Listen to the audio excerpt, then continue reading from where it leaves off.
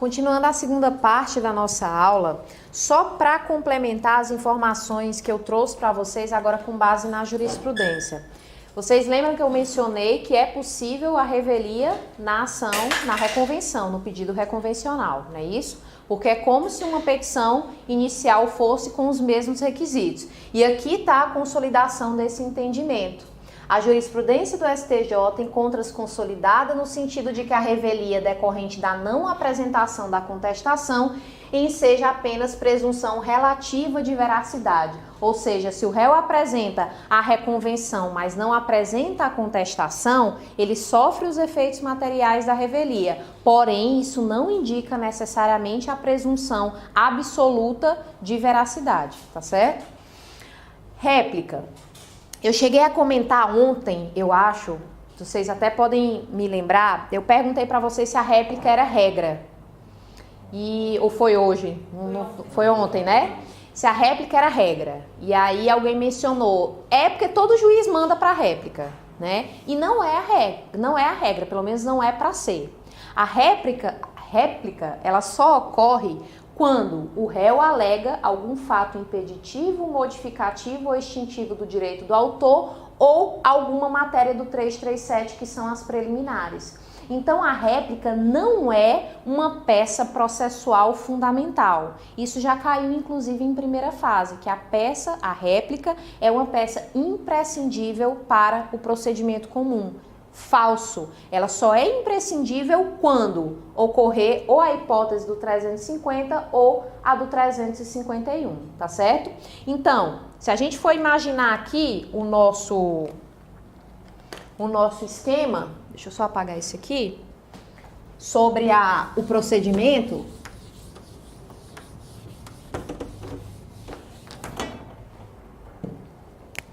Aqui seria, novamente, petição inicial, audiência do 334, a contestação, que pode vir com a reconvenção, e a réplica, que necessariamente só vai acontecer quando houver uma dessas duas situações aqui, tá certo? Agora vamos resumir o procedimento com a forma mais organizada aqui. Eu queria que vocês acompanhassem, que eu vou fazer algumas perguntas, queria ouvir propriamente de vocês. Deixa eu vir para cá que é melhor. Petição inicial. Se houver indeferimento, é o caso de extinção do processo sem resolução do mérito, mas antes do indeferimento tem a possibilidade de emenda, tá certo? Depois o juiz vai proferir um despacho, uma decisão admitindo ou não aquela petição e um despacho mandando citar o réu para audiência de conciliação e de mediação.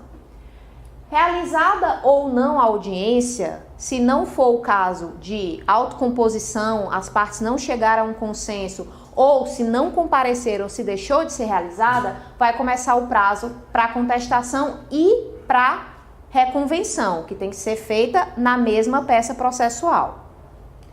Havendo contestação, vai para a réplica se houver fato desconstitutivo, modificativo, impeditivo ou preliminar. Apresentada a réplica, o que é que pode acontecer?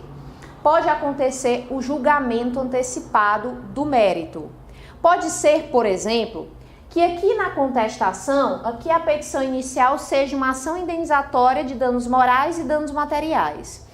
Na contestação, o réu simplesmente questiona os danos morais e não questiona os danos materiais. Ou seja, os danos materiais, eles são o quê? Incontroversos. Então, é possível que o juiz profira uma decisão aqui nesse ponto, julgando apenas os danos materiais e deixando para a instrução os danos morais? Sim, isso vai ser o julgamento antecipado parcial do mérito. Parece uma sentença, mas sentença não é, porque sentença, segundo a definição do Código, é a decisão judicial que põe fim ao procedimento comum ou ao cumprimento de sentença.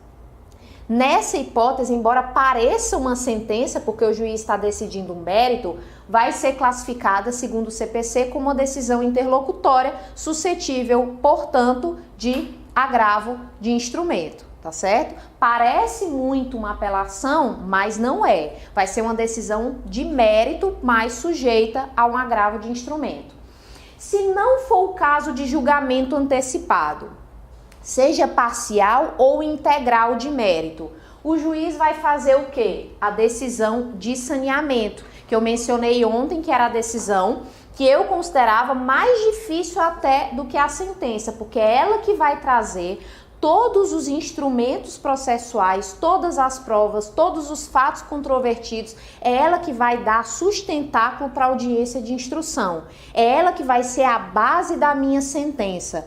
Então, se eu tiver uma decisão de saneamento mal feita, com certeza eu vou ter uma instrução mal feita também. Porque a partir do momento que na minha decisão eu fixo quais são os pontos controvertidos, eu designo que, primeiro ponto controvertido, verificar se há responsabilização cível naquela situação, ou seja, verificar se há dano, se há conduta, se há culpa em sentido lato, dolo ou culpa, tá certo? Se há nexo de causalidade, então eu vou precisar analisar todos esses pontos. Vou evitar que na audiência de instrução sejam feitas perguntas totalmente fora desses tópicos que eu estabeleci. É por isso que eu falei para vocês, cheguem na audiência de instrução com cópia da decisão de saneamento. Vai ser mais fácil para vocês dirigirem, ajudarem a dirigir essa instrução, porque vocês vão, por exemplo, argumentar para o advogado da parte contrária que, doutor, essa pergunta não tem relação com os pontos controvertidos, porque isso demonstra atenção ao que foi decidido pelo juiz.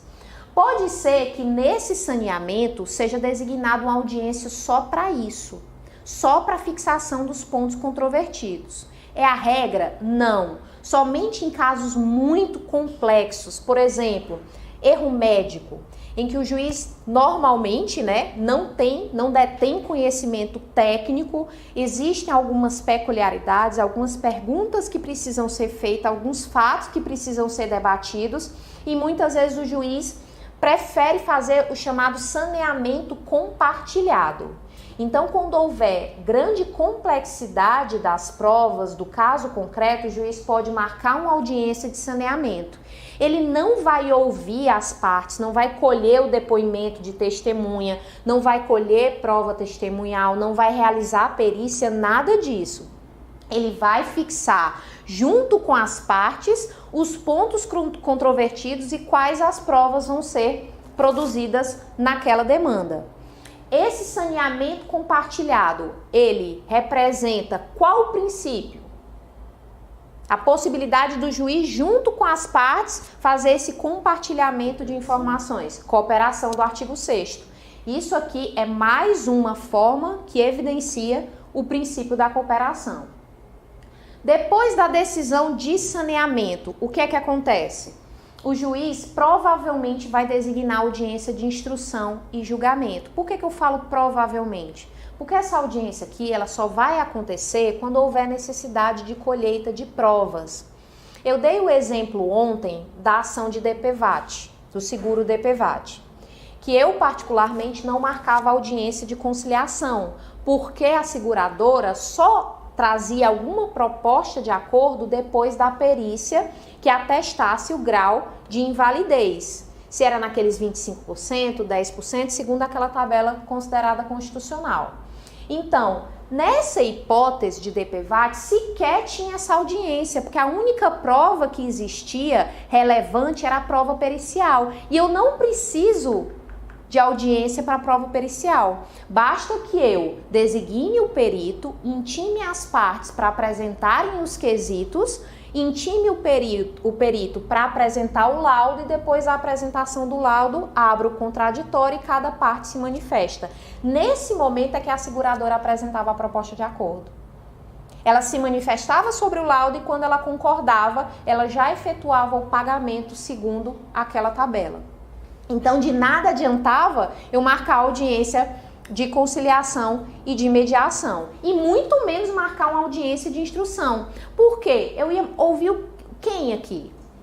As testemunhas iam dizer, com base em conhecimento técnico, se a perda de uma perna, de um membro, uma mobilidade, significa qual lesão. Está enquadrado em qual circunstância? Então, nesses casos, né, como esse exemplo, não há sequer necessidade dessa audiência. Ah, mas vai ter memoriais, vai ter razões finais? Claro que vai. Pode acontecer da designação dessa audiência de instrução e julgamento, se for o caso, por exemplo, de uma ação de erro médico, em que houve o falecimento de uma mulher que estava prestes a dar à luz e o filho faleceu em razão de um erro médico. Ela alega que houve um erro médico. Pretende indenização por danos morais, indenização por danos materiais, pensionamento, enfim. E aí, nesse caso, eu ouço aqui as testemunhas que podem atestar que realmente o médico foi negligente, porque a autora, a paciente, entrou em contato quando estava entrando em trabalho de parto e o médico não compareceu no momento exato. Todas essas questões, eu estou imaginando aqui uma hipótese. Eu vou ouvir testemunhas, vou ouvir eventualmente um perito, se for necessário, ele pode também ser ouvido na audiência, mas ele vai ter que já ter apresentado o laudo, porque não adianta nada ele ser ouvido na audiência se ele não fez ainda a perícia, né? Eu posso marcar a audiência depois do laudo para eventualmente esse perito comparecer e apresentar algum esclarecimento adicional. Mas suponha que eu ouço testemunha, ouço as partes, o médico e a própria autora, para questionar como foi o tratamento, como foi o pré-natal, posso colher o depoimento pessoal dela, eu, juiz, posso colher o depoimento pessoal da autora. Para isso eu vou intimá-la pessoalmente sob pena de confesso, que a gente tratou na aula de ontem, e também posso ouvir o médico. Depois disso tudo, se o processo estiver suficientemente instruído, eu vou passar para a fase de memoriais, que em regra são orais. Em regra, eu vou fazer tudo isso na audiência, inclusive sentenciar. Não é o que ocorre, principalmente por falta de tempo, por falta de servidor, por excesso de processo. As pautas realmente estão totalmente, né, gerando mínimo período, intervalo, né, entre uma pauta e outra, embora o código fale em 1 hora, em 30 minutos, em 20 minutos no caso da audiência de conciliação, mas nessa hipótese, muitas vezes, a audiência de instrução demora 3, 4 horas. Então, não é viável nesses casos o juiz sentenciar. E também pode ocorrer de a causa ser tão complexa e a prova ser tão complexa que eu deliberar pela apresentação de memoriais na forma oral pode prejudicar uma das partes. Às vezes o defensor público, isso vai acontecer muito na vida de vocês chegam lá para atuar em uma determinada vara, em um determinado núcleo, e vocês pegam um processo em andamento. Então, vocês já vão lá no primeiro dia de vocês fazer uma audiência de instrução de um caso que vocês não viram, vocês não têm a menor ideia. E vocês vão ter aquele tempinho para folhear o processo, para fazer as perguntas para as testemunhas, para fazer a pergunta para as partes, para o perito, tá certo? Então, nessa hipótese, diante da complexidade, como você não teve acesso aos autos, não tenha medo, requeira para o juiz que esses memoriais sejam apresentados de forma escrita, que as razões sejam apresentadas de forma escrita. Tá certo? Pode ser pela complexidade ou pela dificuldade. Pela complexidade está expresso no código, pela dificuldade é uma questão de bom senso, mas normalmente os juízes aceitam. E aí, nesse caso, que os memoriais são apresentados de forma escrita, a sentença, por óbvio, não vai ser proferida na audiência, porque ela precisa dessa fase procedimental aqui. Carol, imagine o seguinte: se nesse caso aqui, eu, defensor público, entendo que não é o caso de apresentar memoriais, porque já está tudo suficientemente claro aqui, eu não quero apresentar memoriais. Por uma questão de técnica, de defesa, eu não quero apresentar memoriais. Pode? Claro que pode. Passou o prazo, a ausência de memoriais é mera irregularidade, tá certo? Não confundam com um processo penal. No processo penal, se não apresenta memoriais, ainda tem a possibilidade, segundo a maioria da jurisprudência, de intimar o réu para constituir novo advogado para apresentar os memoriais. Até porque no processo penal eu posso inovar a minha tese defensiva em sede de memoriais. Eu posso alegar, por exemplo, pedir a minha absolvição sumária com base em algum argumento e lá no final eu pedir a excludente de ilicitude pela legítima defesa. Eu inovo totalmente a minha tese. No processo penal pode, Mas aqui no processo civil é outra história, lá a gente está lidando com a liberdade, então não há inovação aqui. Mas suponha que depois dessa audiência, onde foi formada toda a prova, eu descubro um documento novo. Não é um documento que eu tinha e que esqueci de juntar, é um documento novo, que surgiu após essa audiência. Eu posso juntar aqui na fase de memoriais? Segundo o 435, do CPC, se o documento for novo, tiver sido produzido após essa fase, é possível sim a juntada, mas nesse caso eu vou ter que abrir para o contraditório. Então, se porventura o autor traz um documento novo nessa fase procedimental, o réu, quando se manifestar em memoriais, porque o prazo é sucessivo, primeiro o autor, depois o réu não precisa esperar ser intimado para se manifestar depois do autor, ele vai ter que se manifestar sobre essa documentação. E, se necessário, eu volto para essa audiência e faço uma nova e renovo a instrução. Se não for o caso, se esse documento não for relevante para o meu convencimento como magistrado, não for relevante, ou se não for o caso de algum esclarecimento adicional, aí eu já vou para a sentença, tá certo? Então analisem o 434 e o 435 do CPC, que eles são bem importantes. A gente trouxe o resumo do procedimento, mas eu não conversei especificamente com vocês sobre essa fase aqui. Eu falei do julgamento antecipado, mas eu queria dar uma noção geral para vocês, para depois a gente se aprofundar em cada um desses aspectos aqui. Vocês estão vendo que o procedimento comum é bem grande.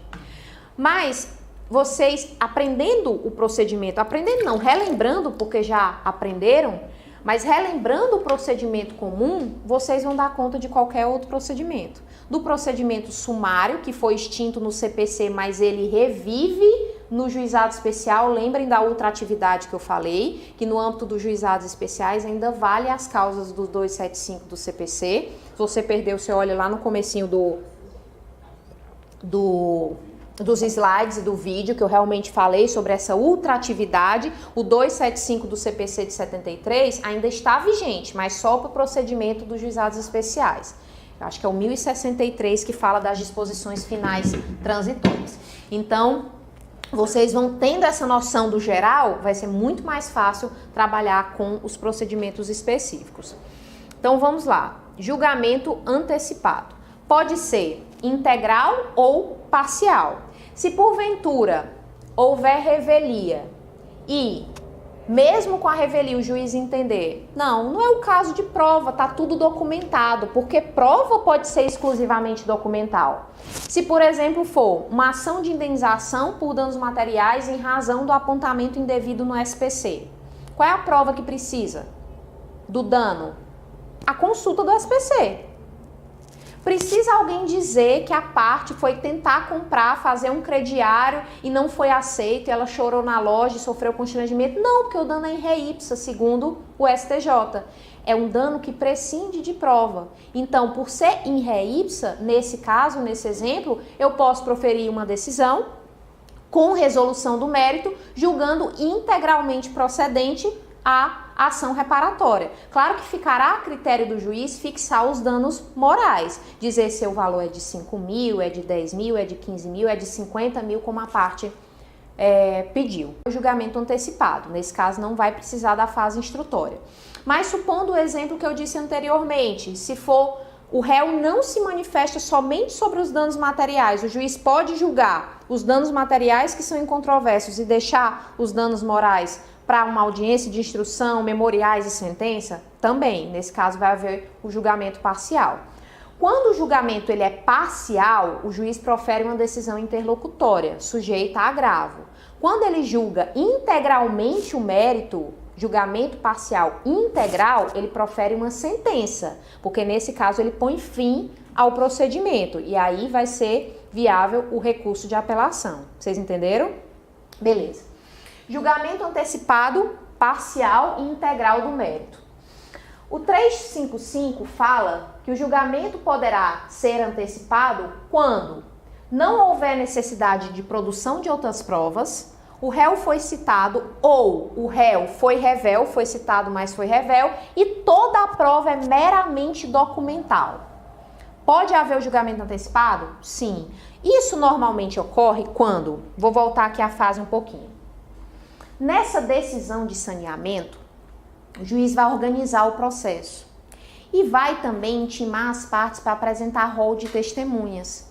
E as partes vão dizer assim, não, excelência, não tem rol de testemunha, não tem necessidade de prova testemunhal. Eu quero julgamento antecipado. Então, é possível sim que ao organizar o processo, as próprias partes não queiram produzir provas.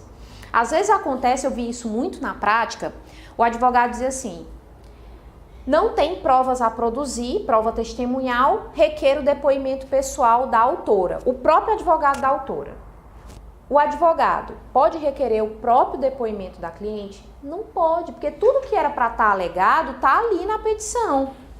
O depoimento pessoal ou é o juiz que requer ou é a parte contrária que vai requerer. Não o próprio advogado requerer o depoimento da sua cliente. Isso acontece demais. Excelência, eu quero fazer uma pergunta para minha cliente. Mas você não tem que fazer a pergunta para a cliente. Quem tem que fazer a pergunta é a parte contrária. É claro que você pode oportunizar o advogado, isso, né, os juízes têm que fazer isso, oportunizar de esclarecer, apresentar algum fato. Olha, excelência, minha cliente falou isso, é só esclarecendo que ela é um pouco idosa e não compreendeu a pergunta. Isso é normal de acontecer numa audiência saudável, tá? Mas requerer o depoimento pessoal do próprio cliente, do próprio assistido, no caso de vocês, não, tá certo? Então, vamos lá. A outra hipótese, quando o réu for revel, ocorrer o efeito previsto no 344, o efeito material da revelia, e não houver requerimento de prova na forma do 349, ou seja, o réu não compareceu em momento oportuno para requerer a produção de provas. Eu também posso julgar antecipadamente o mérito. Esse 356, ele trata também do julgamento antecipado, mais o julgamento parcial de mérito, que foi o exemplo que eu trouxe para vocês dos danos morais e materiais, em que só um deles se mostrou incontroverso. Também é possível quando o processo estiver em condições de imediato julgamento, ou seja, quando for o caso do 355.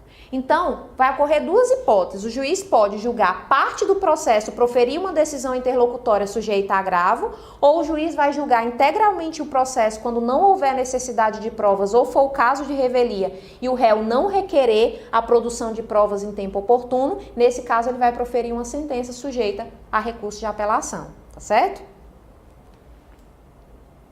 Aqui, o recurso cabível, só voltando aqui, só para complementar, é o agravo de instrumento, porque lá no rol do 1015, ele fala que cabe agravo de instrumento contra decisão interlocutória de mérito, decisão que concede tutela de urgência. Então, decisão interlocutória de mérito nada mais é do que essa decisão do 356, tá? Vamos lá para o saneamento. A decisão de saneamento, a mais difícil, trabalhosa do processo, ela precisa ter todas essas questões aqui. O juiz vai ter que resolver as questões processuais pendentes se houver alguma alegação de impedimento, alguma alegação de suspeição, alguma alegação de ilegitimidade que eventualmente foi suscitada depois ou então que o juiz passou batido, tá certo? Aqui também o juiz vai delimitar as questões de fato sobre as quais recairá a atividade probatória. O que tem de fato que precisa ser esclarecido? Um acidente de trânsito. Quais são os fatos?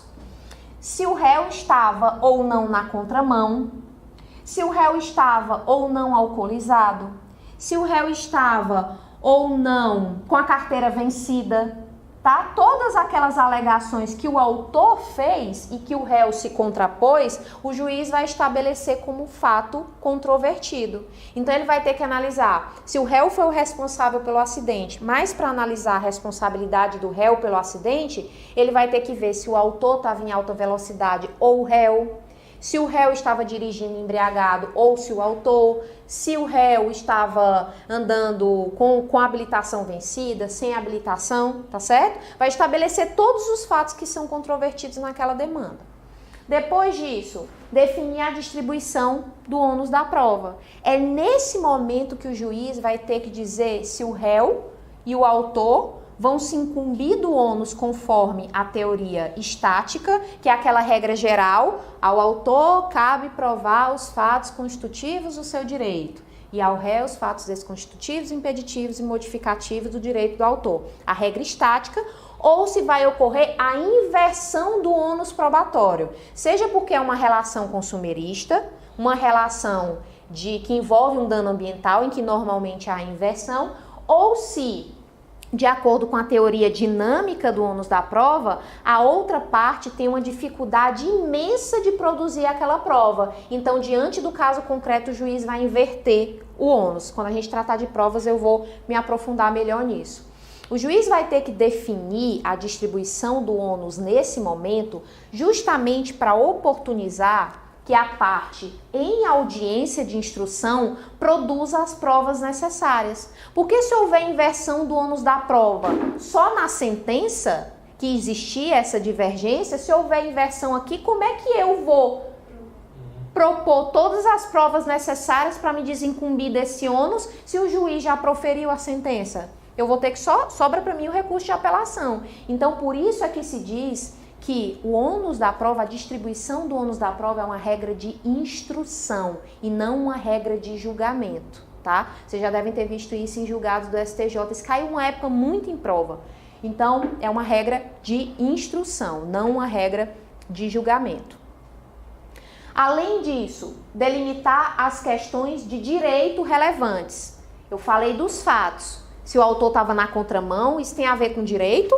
Não, embora seja uma infração, mas vamos pensar lá, é um fato, né? Mas direito, pressupostos da responsabilidade civil, se houve dano, nexo de causalidade, conduta, se há algum excludente, se houve culpa concorrente da vítima ou se não houve, isso é a delimitação do direito.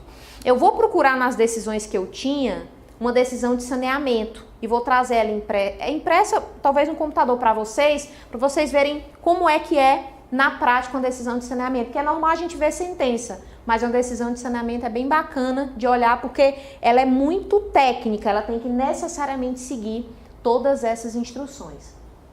E designar, se necessário, audiência de instrução e julgamento, ou seja, não é uma etapa obrigatória. Se o juiz vai fixar as provas que vão ser realizadas aqui nesse processo, se porventura ele disser que é só prova pericial, não vai haver necessidade da audiência de instrução e julgamento, tá certo? Saneamento compartilhado, tá aqui o princípio da cooperação, que eu acho que foi você que falou. Pronto, que a gente mencionou, artigo 6º, princípio da cooperação inerente ao saneamento compartilhado. Quando o juiz tem dificuldade, quando a causa tem muita complexidade, não tem problema, pode chamar as partes para fazerem parte desse saneamento. Manifestação das partes. O juiz profere a decisão de saneamento, ele vai intimar as partes para se manifestarem em 5 dias. As partes vão dizer se concordam ou não. Ou elas se manifestam e dizem, não, excelência. Ainda falta, além do fato do autor está ou não do réu está ou não embriagado, está ou não na contramão, também é um fato controvertido se ele estava ou não de capacete. E foi esquecido isso na sua decisão de saneamento. Por que é importante delimitar todas essas questões? Porque preclui. Se não for delimitado aqui, eu não posso abordar isso numa sentença se ela não foi objeto de prova na audiência de instrução, tá certo? Pode haver silêncio, as partes podem silenciar sobre a decisão de saneamento? Claro, nesse caso, quem cala, consente. Então, eu não posso chegar nessa audiência que foi designada, eu fiz o saneamento hoje, essa audiência está designada para outubro, eu não posso, como defensor público, dizer assim, excelência, faltou isso, isso e isso na decisão de saneamento. Preclusão. Preclusão temporal, nesse caso, porque passou o prazo para manifestação sem que houvesse qualquer contrariedade sobre a decisão de saneamento.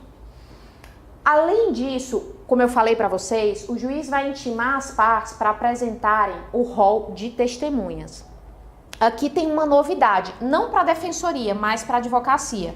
Hoje, quem intima as testemunhas é o próprio advogado, é a regra. Isso não vale para o defensor público, até porque o defensor não tem condições, né, estrutura para fazer isso. Mas o 455 fala que o advogado pode intimar as próprias testemunhas, tá certo? Pode intimar indicando, né, o dia da audiência, levando cópia, né, daquele despacho, daquela decisão, desculpa, de saneamento, juntando a cópia do AR, e se essa testemunha que foi intimada pelo advogado, ela não comparece à audiência, o que é que pode acontecer? O juiz pode determinar a condução coercitiva dela. Mas se o advogado não fizer isso e não requerer que a testemunha seja intimada pelo juízo, ou seja, pela secretaria, pela vara, pelo serventuário, se a testemunha faltar, aí vai se entender que houve a desistência dela, tá certo?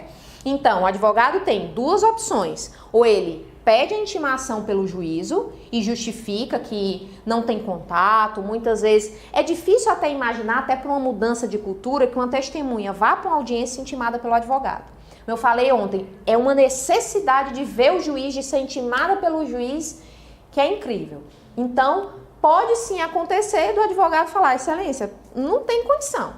Eu vou intimar, mas é mesmo que nada, eles não vão vir aqui. Mas, se o advogado intimar e comprovar que houve a intimação da testemunha juntando o aviso de recebimento, o juiz, no dia da audiência, pode mandar conduzir coercitivamente a testemunha pelo oficial de justiça, tá certo? Normalmente, ou designa uma audiência nova para ouvir aquela testemunha, ou, como no caso, no meu caso, que trabalhava no interior, às vezes a testemunha morava do lado do fórum. Então, bastava o oficial de justiça catar lá e chegar no fórum, já ir ouvindo outras testemunhas, invertendo a ordem de produção probatória com o consenso, com a autorização, a aceitação das partes, tá? Para evitar o prejuízo maior. Mas ou o juiz designa, que aqui em São Paulo, por ser muito grande, eu acho que deve ser a regra nesse caso, tá? E em relação ao defensor público, como eu adiantei para vocês, não se aplica. O defensor público, as testemunhas arroladas pelo defensor público ou defensora pública sempre serão intimados pelo juízo, tá certo? Vamos propriamente para a audiência de instrução e julgamento. Lembrando que eu falei na aula de ontem para a Daniele, que ela não estava aqui ontem. Dani, já tô íntima. Dani, é o seguinte... o 334, parágrafo 8º, ele trata daquela multa por ausência injustificada da audiência de conciliação e mediação. Ela é considerada, essa ausência, como ato atentatório à dignidade da justiça e, por isso, o faltante é apenado com multa. Prevalece que essa multa não se aplica na ausência da audiência de instrução e julgamento. Por quê? Porque já existe uma penalidade para quem falta. Se, por exemplo, for o autor que o juiz intimou pessoalmente para prestar depoimento pessoal e ele faltou, ele já vai receber a pena de confesso, porque ele foi intimado pessoalmente e não compareceu. E se porventura não foi, não trouxe testemunhas, isso quer dizer que ele não pretende a produção probatória. Então, quando o juiz for lá na sentença analisar o ônus que cabe, o ônus probatório que cabe a cada um, ele vai considerar isso no julgamento. Então, prevalece que a ausência à audiência de instrução não gera multa. Significa que a parte não pretende a produção probatória. Se for no caso depoimento pessoal, que vai incidir a pena de confesso, tá certo? Ordem de produção probatória. Vamos lá, só para antes, para a gente conseguir fechar aqui na ordem do slide. A finalidade dessa audiência a gente já começou a conversar antes. É instruir o processo. É colher provas, tá? Mas também é possível renovar a conciliação nessa fase procedimental. O juiz deve, não pode, deve, a todo momento tentar conciliar as partes. Então já abre-se a instrução perguntando, dizendo as vantagens de se conciliar, porque sempre é uma vantagem, tem que ser encarado não como uma fase de ganha, perde ou ganha, ganha, né? Tem que ser encarado como cada um deixa um pouquinho de lado as suas necessidades, cede um pouco às necessidades do outro e tenta se conciliar da melhor forma possível. O juiz vai tentar abrir novamente essa fase conciliatória. Não sendo possível, já se passa para a audiência de instrução. E qual é a ordem da produção dessas provas? Primeiro, o perito e os assistentes, que responderão aos quesitos requeridos no prazo e na forma do 477, caso não respondido anteriormente por escrito. Se o perito foi escolhido, foi intimado, apresentou os quesitos, não adianta, ele não precisa vir para a audiência, ele não vai ser ouvido, a não ser que tenha algum esclarecimento adicional a ser feito. Mas também pode dele ter feito o laudo e não respondido aos quesitos, e eles podem ser respondidos em audiência. Mas, em regra, eles respondem por escrito e as partes se manifestam depois também por escrito. O autor vai ser ouvido e, em seguida, o réu, que prestarão depoimento pessoal. Cada um individualmente, não os dois em conjunto. Os advogados, os defensores públicos permanecem, mas o juiz deve ouvir o autor e mandar o réu se retirar. Deve depois chamar o réu para a sala de audiência e mandar o autor se retirar. Os depoimentos pessoais, eles não precisam ser ouvidos, um ouvir o do outro, mas os advogados, é claro, que irão permanecer.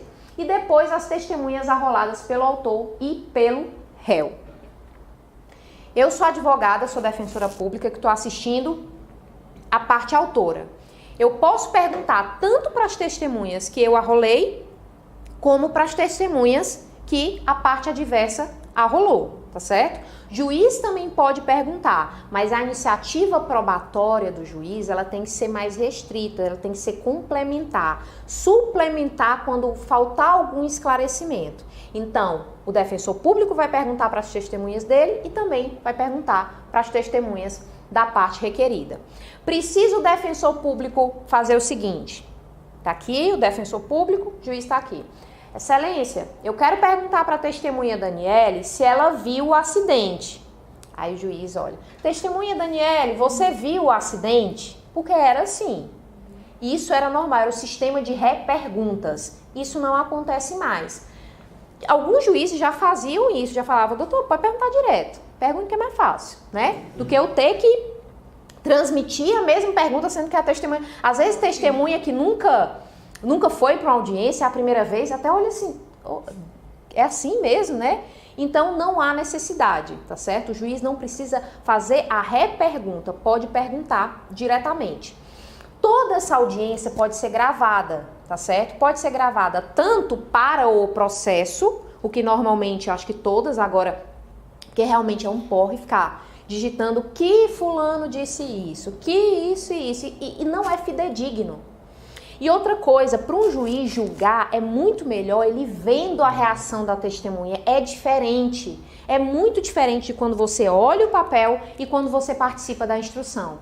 É por isso que a regra é que o juiz que colheu a prova é o juiz que vai sentenciar. Com exceção de estar de férias, ter sido removido, por algum motivo não puder estar presente naquele ato, tá certo? Mas em regra o juiz porque ele tem melhores condições, porque é ele que estava ali com a prova, então ele tem melhores condições de analisar e de proferir essa sentença. Mas públicos também poderão gravar a audiência. Tem um dispositivo no CPC que permite às partes a gravar essa audiência. Precisa de autorização judicial? Não. Mas também por uma questão até de educação, digamos assim, comentem, excelência, vou aqui gravar a audiência do meu assistido. Para não gravar de forma, não é clandestina, porque pode, tá na lei, pode. Não precisa de autorização. Se o juiz falar, não vai ser gravado não, porque já está gravado aqui no processo. Não, excelência, eu tenho direito aqui, o meu assistido tem direito, ele quer, porque quando os assistidos souberem que podem gravar, vão querer gravar. Né? Então, muitos já sabem, né? E falam, não, doutor, eu soube aí, já me disseram que eu posso gravar porque eu quero mostrar lá para os meus filhos, eu quero mostrar para o pessoal lá do trabalho que isso.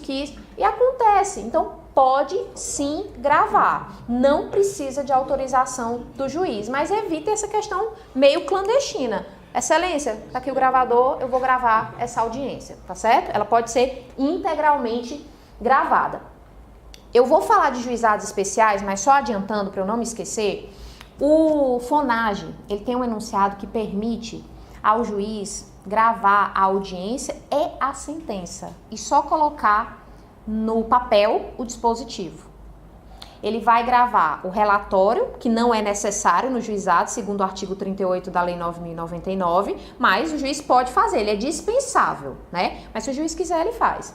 A fundamentação vai ser gravada, oral, e o juiz vai colocar só no termo de audiência por escrito dispositivo.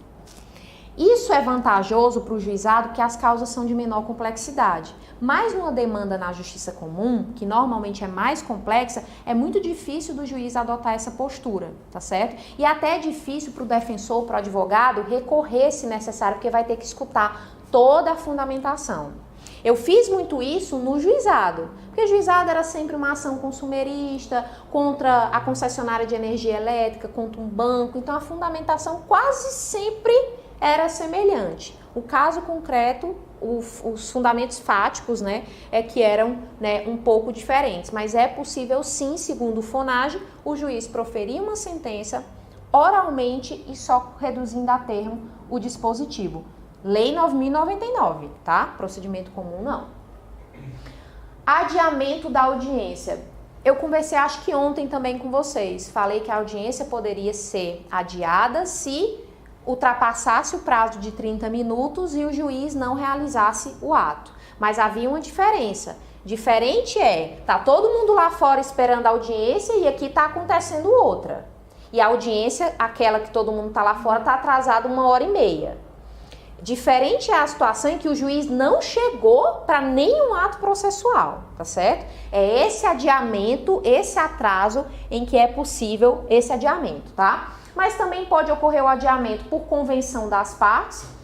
Quem não puder comparecer, apresentar motivo justificado, uma doença, apresentar um atestado, ou por atraso injustificado em tempo superior a 30 minutos, que foi a situação que eu falei. O impedimento de comparecimento dessa audiência, ele tem que ser comprovado até a abertura, até a realização do pregão. Mas é claro que existem situações que vocês vão enfrentar, vocês vão imaginar, cadê o assistido? Já era para ele estar aqui, tem 5 minutos, já começou a audiência, o juiz está esperando e às vezes o assistido junta o comprovante, manda a mãe, algum parente, juntar o comprovante que ele estava em atendimento médico, estava internado depois.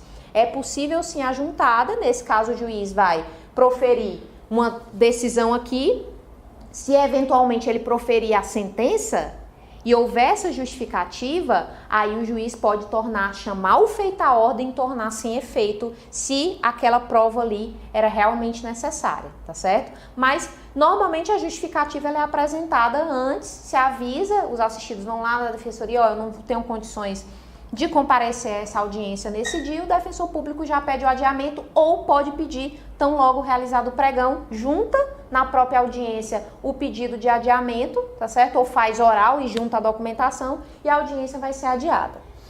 O juiz poderá dispensar a produção de provas requeridas pela parte cujo advogado ou defensor não tenha comparecido à audiência, aplicando-se a mesma regra ao Ministério Público. Se porventura o defensor público não comparece injustificadamente à audiência, o juiz pode entender, não, então eu vou dispensar de ouvir as testemunhas que foram arroladas por ele. Então tomem muito cuidado com isso, tá certo? A ausência aqui é injustificada. Para ser aplicada essa penalidade, que vai ser um prejuízo para os assistidos de vocês, precisa necessariamente o defensor não comparecer e não justificar. Muitas vezes vocês vão se deparar com isso, em casos de 2 varas, às vezes é um defensor, e ele está fazendo audiência de réu preso aqui e tem audiência de família na outra vara acontecendo concomitantemente. Isso é uma justificativa, por óbvio, tá certo? Então, tem que ter muito bom senso para aplicar esse dispositivo. Quem der causa ao adiamento vai responder pelas despesas. Por exemplo, veio uma testemunha de fora. A testemunha pode pedir a diária para quem arrolou ela como testemunha. Se for paga a diária e essa audiência for adiada por culpa de alguém, a parte vai responder pelas despesas processuais, tá certo? Então vamos lá. Além do adiamento da audiência, algumas peculiaridades que eu quero conversar com vocês. Gravação, superado, né? Pode gravar, não precisa de autorização, no juizado pode gravar inclusive a sentença. Depoimento pessoal, se faltou, pena de confesso. A ausência gera multa? Não. Gera o quê? Ou a pena de confesso, se for o depoimento pessoal, ou simplesmente a preclusão para a produção probatória.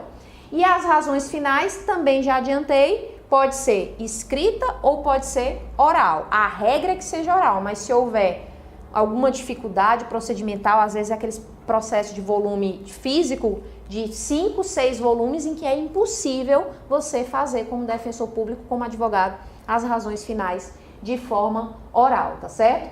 E aqui eu bati muito com vocês e trouxe o fundamento legal e o fundamento jurisprudencial. Eu falei para vocês, defensor público é intimado no ato. Desculpa teu nome, esqueci. ULI. A ULI é intimada na audiência como defensora pública para apresentar razões finais escritas, porque ela pediu para que fossem escritas por conta da quantidade de provas, da complexidade do caso. O juiz consta no termo, o defensor público sai intimado neste ato para apresentar razões finais. Vale essa intimação? Não. Por que se discutiu sobre isso? Porque o artigo 1003, ele diz o seguinte: o prazo para interposição de recurso conta-se da data em que os advogados, a sociedade de advogados, a advocacia pública, a defensoria pública ou o MP são intimados da decisão. Aí olhem o parágrafo 1º. Os sujeitos previstos no caput considerar-se-ão intimados em audiência quando nesta for proferida a decisão. Os sujeitos do caput, o parágrafo se refere ao caput. Quem é que está aqui? Defensoria Pública. Se cair isso aqui, letra da lei, tá verdadeiro, tá? A gente tem que começar a ser malandro para fazer prova. Eu já disse para vocês que eu tenho mais dificuldade para fazer prova objetiva do que qualquer outra. A gente tem que ser malandro. Se lá no enunciado da questão tiver de acordo com o CPC, os sujeitos previstos no artigo 1003, quais sejam advocacia, defensoria, partes, advogados e MP, considerar-se-ão intimados na audiência quando esta for preferida. Verdadeiro ou falso? Verdadeiro. Está perguntando segundo o CPC.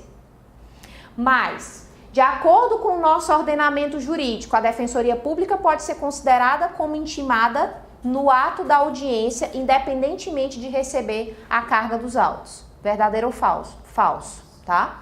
Aqui está um entendimento, está nesse HC do STJ. E qual foi a referência que o STJ fez? Aqui, ó, percebam que ele faz referência justamente ao dispositivo novo do CPC. Por fim, não descarto a possibilidade de afastar a incidência do artigo 1003 caput de seu parágrafo 1º por meio de interpretação consentânea com o critério da especialidade. Por que especialidade? Por causa da lei complementar de vocês, tá?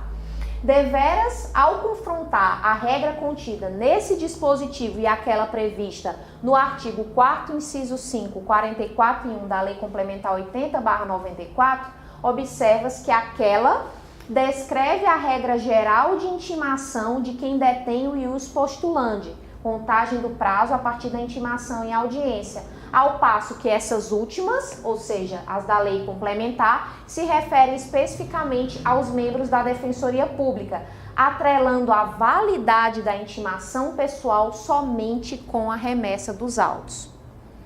Assim, por todo o exposto, parece ser a melhor interpretação do parágrafo 1º do artigo 1003 aquela que se harmoniza com a lei especial que trata da intimação pessoal do defensor. Então, muito razoável, tá certo? Embora que, se a gente for pensar na interpretação literal, eu poderia adotar essa conduta. Mas, de acordo com o entendimento da jurisprudência, se o defensor público perdeu o prazo porque foi considerado intimado naquele ato, ele pode simplesmente pedir o juiz para chamar o feito à ordem para que anule todos aqueles atos gerados após essa indevida intimação, tá certo? Vamos tratar agora, deixa eu ver se a gente consegue, nossa, passou voando. São 10 e... Vocês querem entrar um pouquinho em provas ou a gente continua provas amanhã? Porque já é bem denso esse tema. Vocês que começam amanhã? Beleza, então vamos só finalizar fechando todo o procedimento aqui, para a gente conseguir, a gente passou aqui para a réplica, depois da réplica tem o quê?